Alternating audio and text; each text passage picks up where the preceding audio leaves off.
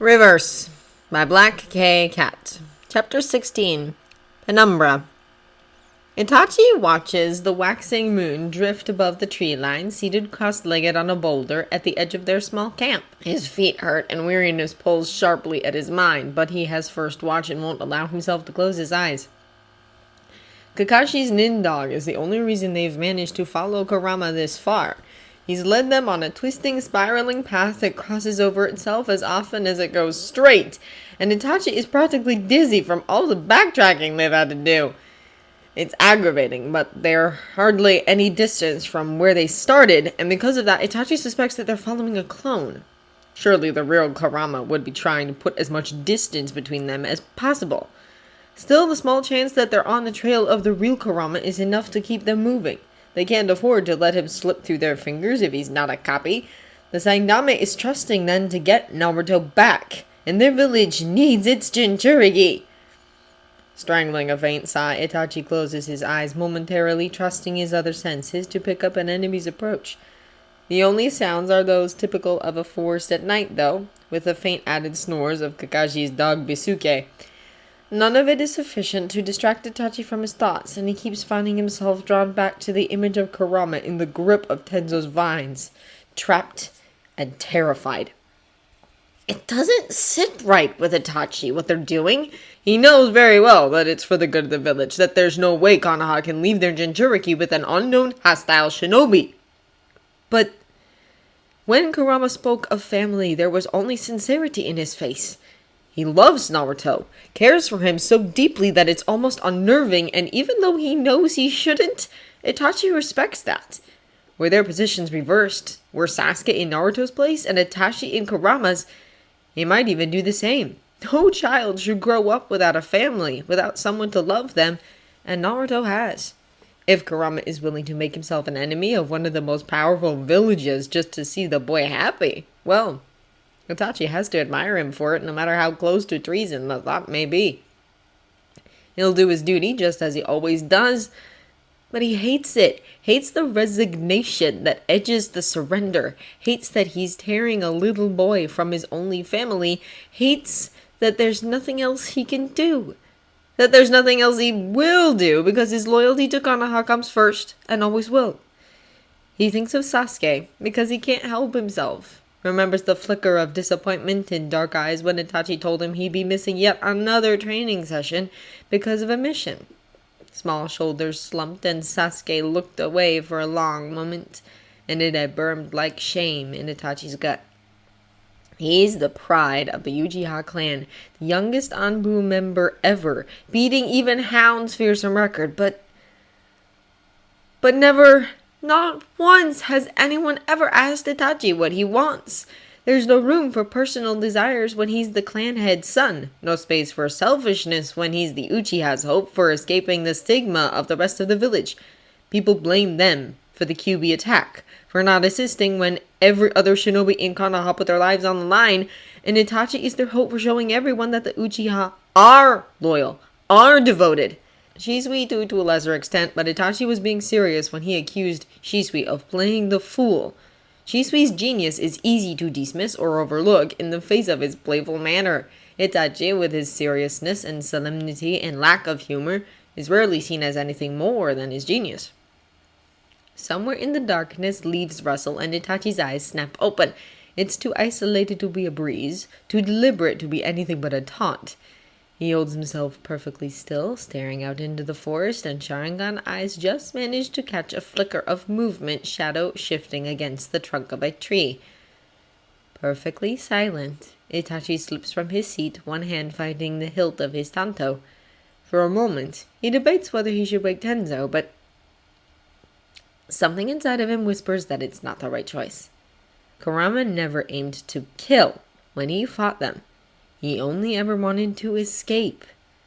Itachi doesn't want this to turn into a fight. He doesn't want to kill this man whose only crime is wanting to keep his family nearby. There is nothing in him that's capable of punishing Kurama for something he himself would do. So he takes a breath, steels himself, and steps into the heavy shadows around their camp. Maybe if he gives Kurama a chance, makes an offer.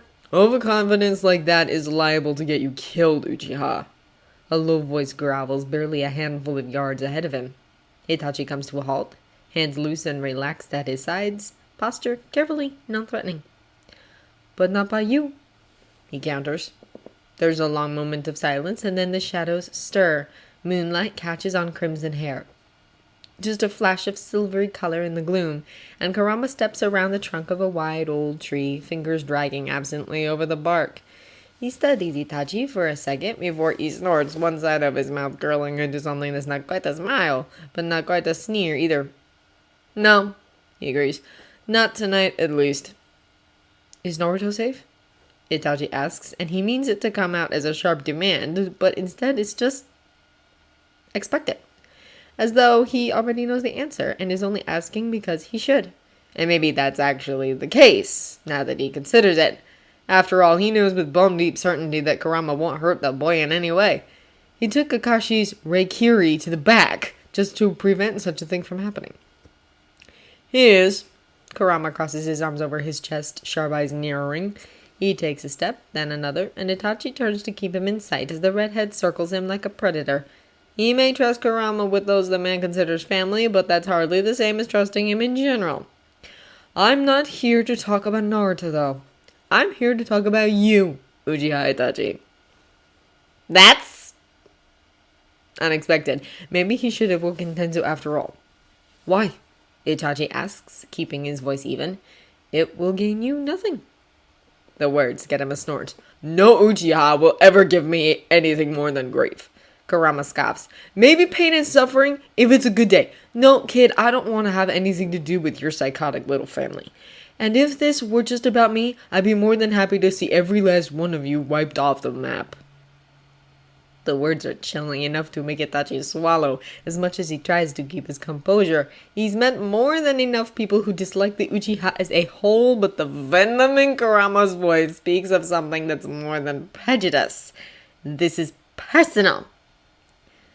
But it's not just about you, he ventures cautiously, extrapolating the man's words. There's something else. There always is. Kurama agrees darkly, coming to a stop directly in front of Itachi. He doesn't turn to face him, doesn't meet his eyes, but lifts his gaze to the nearly full moon and takes a clear breath. Do you know why the Uchiha didn't help when the Kyuubi no Kitsune attacked? Of all the many questions Itachi expected, that one didn't even make the list. He blinks, caught entirely off guard, and shifts back ever so slightly. I assume it was the clan's decision to keep our shinobi out of the beast's path. He says wearily because he's thought of it before. Asked his father once even, but Fugaku had brushed him off with tight-lipped anger and told him not to ask again. Kurama laughs low and rough and without an ounce of amusement. You're blind. No, kid, that's not what happened. Shimura and Danzo convinced the Saindame that the Uchiha do better protecting the civilians, and then he spread rumors that they controlled the Kyuubi and brought it down on the village. Made it all the easier for him to get you packed off to a secluded little corner of the village, where he could keep his eye on you, cause the Uchiha are dangerous, but you're also powerful, and he wants that power for himself. A shiver traces its way down Itachi's spine, but he stands fast. Given that Uchiha Madara was able to control the Kyuubi with his Migenkyo, it's not an unfounded accusation. He manages, though the words stick in his throat.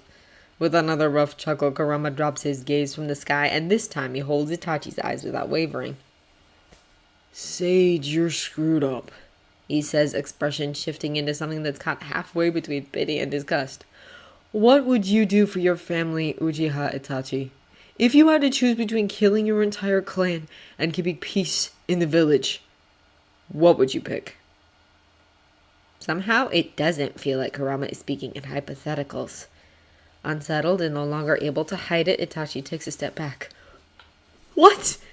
He asks, and it catches hard in his throat. Kurama stares at him, and the expression in his eyes is full of wildness, a feral sort of intensity that hollows out Itachi's chest and leaves him shaken. Think about it, the redhead says, and his tone is deceptively mild, like a river with a deadly current hidden deep below the calm surface. Take a good long look at how you call yourself a pacifist before you answer. There's never only two paths, Brat. Never only left or right to pick from. You're supposed to be a shinobi, aren't you? That's what looking underneath the underneath's all about. If you can't even do that much, you're not a genius. You're just a murderer giving himself airs. With a loud pop and a whirl of smoke, the clone vanishes, leaving Itachi standing alone in the moonlight, unsteady, uncertain, and just a little bit scared. Not of Kurama, not of anything lurking in the darkness, but... When Kurama asked his question, Itachi's first automatic response wasn't the one he had thought it would be. It wasn't one that he particularly likes, either. They leave the inn just as the first hint of light is spreading across the eastern sky. Naruto and Gaara on Fuji's back with Kurama and Roshi walking alongside. The boys are sleepy enough that Kurama's keeping a close eye on them, wary of any sudden falls, but Fuji looks well rested and is all but vibrating with energy. When Kurama looks back at the horizon, Roshi is watching him steadily, expression faintly concerned. Kurama urges a brow at him, and the man sighs a little and asks, "You'll be okay?" He glances south as if following Han's path with his eyes, and his mouth tightens faintly. "We'll be fine," Kurama says dismissively. "Quit worrying. Besides, with Fuji, we'll move faster along. You've got your own promise to keep." Roshi doesn't look entirely happy about it, but he inclines his head. "Alright, just move fast. The rest of us aren't being actively hunted right now, but you are. Eyes open. 2 kids isn't a lot of backup, even if they are Jinchuriki." As if Kurama would ever let Naruto get caught in the crossfire. He scoffs and looks away because it's an unpleasant thing to dwell on. He's not entirely sure what he'll do if this freak squad catches up again, or if some stroke of particularly bad luck has them crossing paths with another Akatsuki member, but he knows there's no way in hell he'll put either of the boys at risk. Better for Fuji to take them and run than have them put in danger. He's not about to ask her to return to Mount Inari, not when she ran away and will likely get in trouble the moment she goes back. But if there are no other options, he's selfish enough that he'll request it. "I can say the same to you," he points out. "Kakuzu dropped the ball when he messed up capturing Kokuo. Akatsuki might decide to move up the timeline and really start tracking it out. If you're alone when they find you, I'll run," Roshi promises. He falters and snorts. "Son Goku won't like it, but he can suck on an egg. I'm not about to give up my freedom for something like his pride." Well, that's progress Kurama hadn't expected. He chuckles, then raises a hand on Fuji's back. "Good, Fuji," he asks. "Ready when you are, Kurama-sama," she agrees cheerfully, crouching slightly. "I'd feel better if you were holding the kids in place. They're not entirely conscious yet." With a snort, Kurama vaults onto her back, leaning forward to brace Naruto and Gaara between his arms as he winds his fingers in her long fur. The fox straightens, flicking her tails, and he looks at Roshi again, tipping his head in silent goodbye. "Keep your head down," he warns again. Roshi huffs a brief laugh, raising a hand as he steps back. "The same to you, Kurama," he says. "It was an honor to meet you. I'll look forward to seeing you again." To his surprise, Kurama finds that the same applies to him. He wouldn't mind seeing Roshi in the future. He's never particularly thought that about any other human, not counting Naruto, who's in a category of his own. And he realizes now that it's not quite as offensive a thought as he might have expected. Fuji saves him before he has to give voice to any of those thoughts, though.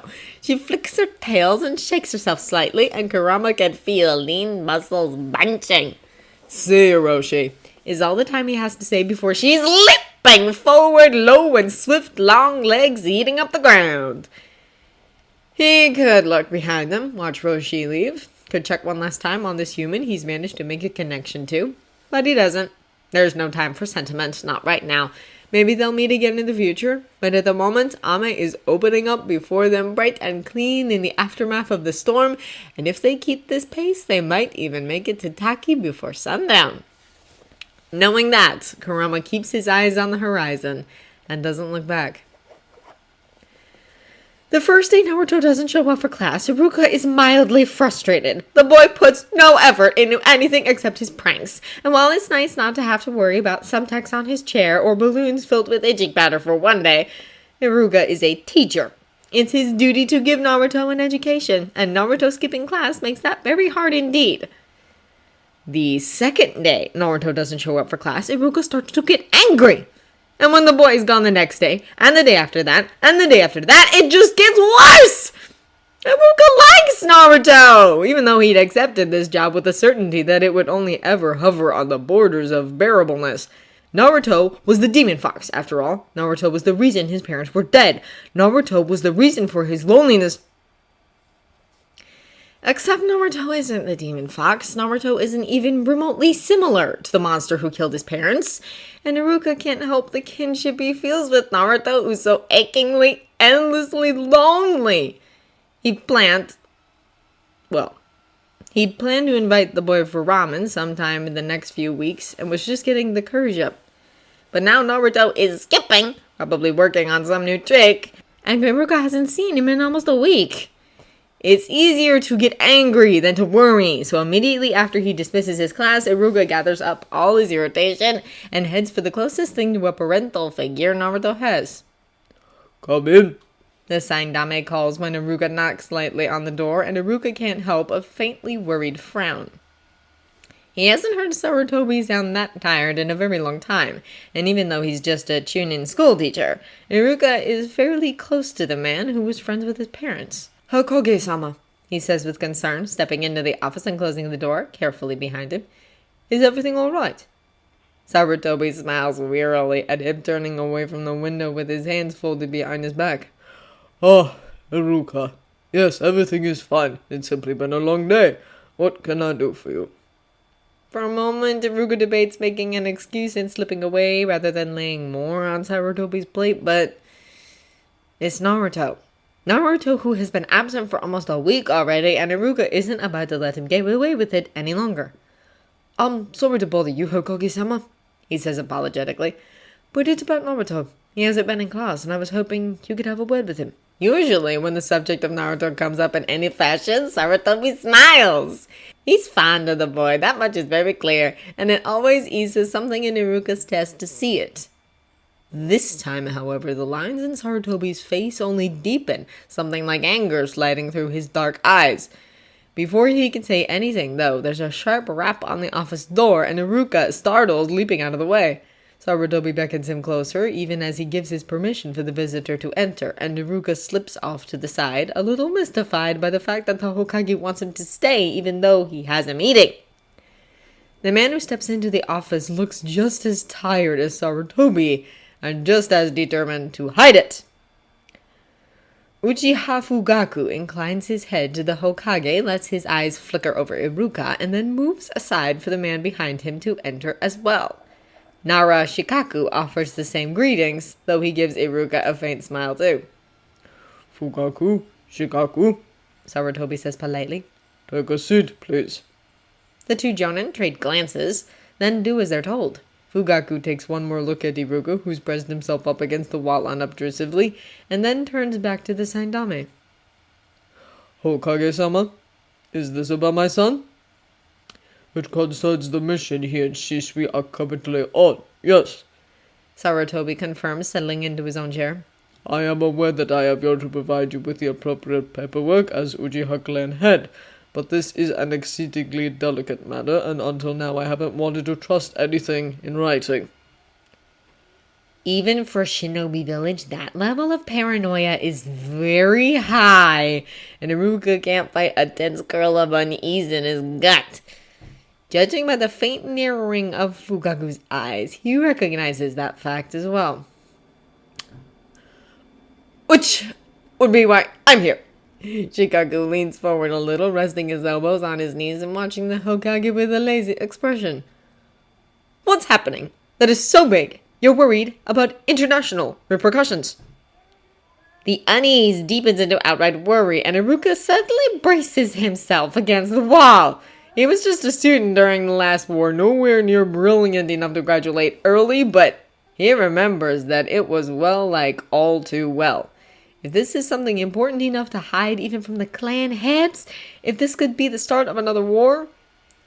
It concerns... Sarutobi says carefully. Uzumaki Naruto. Iruka takes a step forward before he can stop himself. Naruto? He demands and winces when the two clan heads turn to stare at him. Swallowing, he curls his fingers into fists, straightens his shoulders, and asks more politely, Is this why Naruto hasn't been in class for the last week? If anything, Sarutobi just looks more tired. It is. 8 days ago, Anbu Hound returned from a mission to retrieve the daimyo's illegitimate daughter with a shinobi who had assisted him. The man called himself Uzumaki Kurama, a wandering shinobi with no affiliations, and though Hound and I were suspicious, we were not as wary as we should have been. Despite the fact that I assigned Kakashi to shadow him, Kurama defeated Kakashi, took Naruto, and escaped the village. Kakashi, Tenzo, Shisui, and Itachi have been tracking him. Kidnapped. Naruto has been kidnapped. Feeling sick, Iruka steps back, shoulders thumping against the wall and head spinning faintly. Naruto is the prisoner of an unknown shinobi who managed to defeat one of the strongest jonin in the village. He's been angry and frustrated and annoyed with the boy, and Naruto is in danger! There's a long moment of silence, and then Fugaku looks up. You are certain this is an appropriate response? He asks carefully. Given the shared name? Sarutobi simply shakes his head. In any other situation, I might withhold judgment, he admits. However, Naruto is also Konoha's Jinchuriki, and beyond that, the news I received in Kakashi's most recent report is very worrying. He shifts the papers on his desk, drawing out a fairly battered scroll and lays it between them. Kakashi and Shisui encountered a Suno squad on the border of River Country and Wind Country. They claimed that a shinobi matching Kurama's description had kidnapped the Kazekage's youngest son, and Kakashi suspects that the boy is in fact the host of the Ichibi. In addition, given the abilities Kurama has displayed, the suspicion of Kurama also being a Jinchuriki has been raised. Shukaku looks a little pale under his tan, though his expression is still calculating. So, there's an unknown Uzumaki Jinchuriki running around the elemental nations and kidnapping his fellow Jinchuriki, starting with the most vulnerable ones. That's definitely not a recipe for disaster. Do we know what Biju he holds? We haven't even confirmed that he is a Jinchuriki, Sarutobi admits. There is evidence, but we could also be wrong. However, the abduction of 2 human containers cannot be a coincidence, and it puts Konoha in a delicate situation. Shikaku, you are my strategist, and Fugaku, you are a deft hand in politics, as well as clan head to Itachi and Shisui. Tensions are high between the countries, and I want nothing less than another war. Should we bring this up, Konoha will likely bear the brunt of the blame, given Kurama's clan and that we were the first hit. But if Kurama is truly targeting the Jinchuriki, the other nations should be warned. Faint surprise flickers over Fugaku's face before it's ruthlessly crushed, and he looks down to contemplate his laced fingers. I am honored that you have placed 2 Uchiha on such an important mission, he says slowly, picking each word with care. I had such trust in myself as well. However my clan may assist you, Hokage-sama, we will do so. Troublesome, Shikaku mutters, rubbing the bridge of his nose and then nods. The same, Hokage-sama. What do you need? Your opinions on the courses of action we might take, Sarutobi says immediately. Any thoughts you have on the matter would be appreciated. This isn't a conversation that Iruka feels he should be present for, but his feet won't move. He can't leave. This is about Naruto, and even if Iruka hasn't managed to offer the boy his friendship yet, he feels responsible. Naruto doesn't have parents or guardians, but as his teacher, Iruka is the next best thing. As the Hokage's occasional assistant, it's not inconceivable that he would be part of such a discussion. Taking a breath, he folds his arms around himself and doesn't move. The 2 clan heads exchange long glances, and then Shikaku sinks back in his chair. Even if Kurama hit Konoha first, his only clear affiliation is to Uzushio, he says, considering. Admitting he kidnapped the boy weakens us, but also evens the field. We'd be going out of our way to warn the other countries, and that gives us a leg up. With that, and everyone's attention focused on protecting their Jinchuriki, Konoha shouldn't have to worry about attacks. The shinobi targeted the strongest village first, Fugaku agrees. And the weakest second. He clearly has no fear of reprisal, Perhaps the other nations will blame us for failing to stop him, but the threat he represents is too great to focus on accusations for long. He is disrupting a balance of power that has lasted since the Shodame's reign. Without the Jinchuriki, or with the Jinchuriki in the hands of an unknown power, the countries will be vulnerable. Even with just two in Kurama's hands, that makes him dangerous, especially if one is the Kyuubi. Talking about Naruto like he's a weapon, an asset, makes Iruka's skin crawl. He pictures Naruto scared and upset, a prisoner because of his power, ripped away from everything he's ever known, and wants to cry. Thinks of another little boy in the same position, and is practically ready to go hunt down the Uzumaki Kurama himself as he has to. Kakashi will catch him, he says almost desperately. Wait, he's the best, and so are Itachi and Shisui and Tenzo. There's no way this man can get away from all four of them. Shikaku hums softly. It will certainly make it harder, he acknowledges. Atake is a better tracker than even the Inuzuka. And if Kurama went from here to Suna, he'll have to head back across either Ame or Fire Country to reach the next country, with the Jinchuriki. If he's being rushed, he might make mistakes. If he's a Jinchuriki himself, it might not matter, Fugaku counters.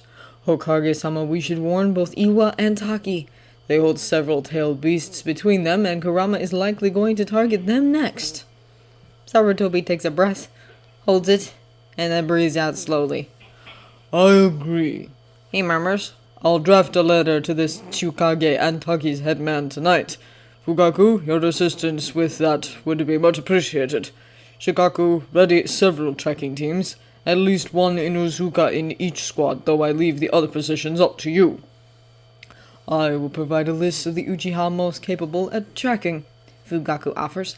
The Sharingan might not hold back a Biji at our current levels, but locating their chakra should be simple enough. Between the Sharingan, the Byakugan, and the Inuzuka and their nindogs, we'll have a definite advantage to offer the other nations. Shikaku rises to his feet, looking thoughtful. That will make the news easier to swallow. Hokage-sama. With a polite nod, he turns and leaves, his usual amble replaced by what is nearly a stride. Hokage-sama? Fugaku echoes, also standing. He hesitates for a moment, gaze flickering to Iruka, and then says coolly, I can't imagine this will be a popular decision, including my clan, but I thank you for it all the same. Sarutobi smiles slightly, but though there's humor to it, there's also an edge of cunning that makes it very clear just why the man has made it past 60, even when the average lifespan of an active shinobi is only 40. The Uchiha are a valuable part of Konoha, and historically the village's greatest allies. He demurs. Despite recent sentiments, my views have not changed. Perhaps it's past time I made that clear. There's an entire conversation happening here that Iruka has no idea about, and he honestly doesn't care to learn. Clan politics are simultaneously frightening, boring, and far too intricate for him.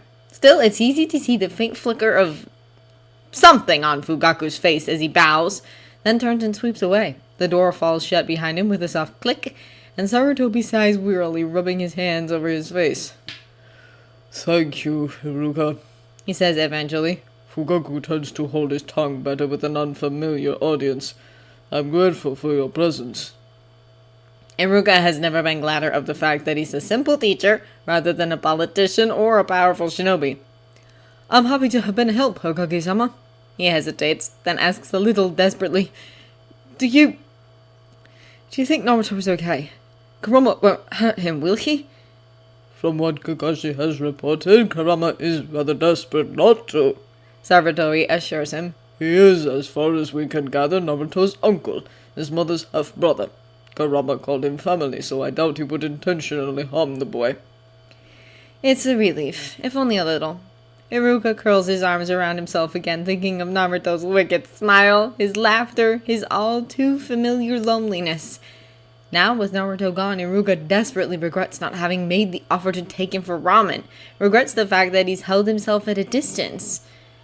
Maybe if he'd done something differently, Kurama wouldn't have had the opportunity to snatch Naruto. Maybe then Naruto would be safe and sound in Konoha, and all of this would be someone else's problem. He closes his eyes, takes a careful breath, and prays fervently that Naruto will come home safe.